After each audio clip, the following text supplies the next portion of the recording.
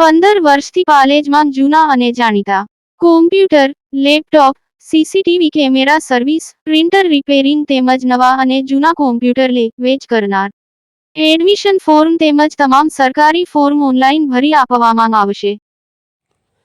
આમોદ નગરપાલિકામાં ખાડા પૂરવાની કામગીરીમાં લાખો રૂપિયાના ભ્રષ્ટાચારના ગંભીર આક્ષેપો લાગ્યા. પ્રમુખના જ વોર્ડમાં ગેરરીતિના દાવાથી રાજકીય ગરમાવો. ઝીણવટભરી તકનીકી તપાસ વિના બિલ ચૂકવવામાં આવશે તો તેને ભ્રષ્ટાચારનું ખુલ્લું રક્ષણ કરાશે, નગરજનોએ ચીમકી આપી. આમોદ શહેરમાં રસ્તાઓ પરના ખાડા પૂરવાના નામે લાખો રૂપિયાની કામગીરી હાથ ધરવામાં આવી છે, પરંતુ આ કામગીરી વિકાસ કરતાં વધુ ભ્રષ્ટાચારનો ખેલ બની ગઈ હોવાના ગંભીર આક્ષેપો તેમજ લોકમુખે ચર્ચાઓ સ્થાનિક નાગરિકો કરી રહ્યા છે. જ્યાં ગુણવત્તાયુક્ત મટીરિયલ, યોગ્ય માપદંડ અને તકનીકી દેખરેખ હેઠળ કામગીરી થવી જોઈએ, ત્યાં માત્ર દેખાડા પૂરતું કામ કરીને સરકારી નાણાંનો ખુલ્લેઆમ બગાડ કરવામાં આવી રહ્યા હોવાનો પણ લોકમુખે ચર્ચા થઈ રહી છે, જેના કારણે લોકોમાં ભારે રોષ જોવા મળી રહ્યો છે. નગરજનોની સૌથી મોટી માંગ એ છે કે સમગ્ર કામગીરીની સ્વતંત્ર, નિષ્પક્ષ અને તકનીકી તપાસ કરવામાં આવે. દરેક સ્થળે થયેલા કામનું માપન અને ગુણવત્તાની લેબોરેટરી ચકાસણી કરવામાં આવે અને તપાસ પૂર્ણ થયા બાદ જ કોન્ટ્રાક્ટરના બિલનું ચૂકવણું કરવામાં આવે. જો તપાસ વિના બિલ પાસ થશે તો તે ભ્રષ્ટાચારને સરકારી મહોર મારવા સમાન ગણાશે, એમ લોકમુખે ચર્ચાઈ રહ્યું છે.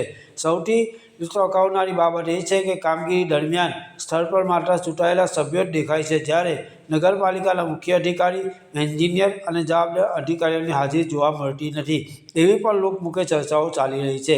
આવી સ્થિતિમાં સવાલ ઉઠી રહ્યો છે કે શું કોન્ટ્રાક્ટરોને મન ફાવે તેમ કામ કરવાની ખુલ્લી છૂટ આપવામાં આવી રહી છે? શું અધિકારીઓ જાણતા હોવા છતાં આ ખાડાકાન કરી રહ્યા છે? આ સમગ્ર મુદ્દો આમોદ નગરમાં ભારે ચર્ચાનો વિષય બનવા પામ્યો છે. પાલેજ ટાઈમ્સ, ભરૂચ. શું નામ તમારું? મારું નામ મુકેશભાઈ લક્ષ્મણભાઈ રબારી છે. શું કહેશો મુકેશભાઈ, આજે રસ્તા રિપેરિંગની કામગીરી હાથ ધરવામાં આવી છે તે બાબતે?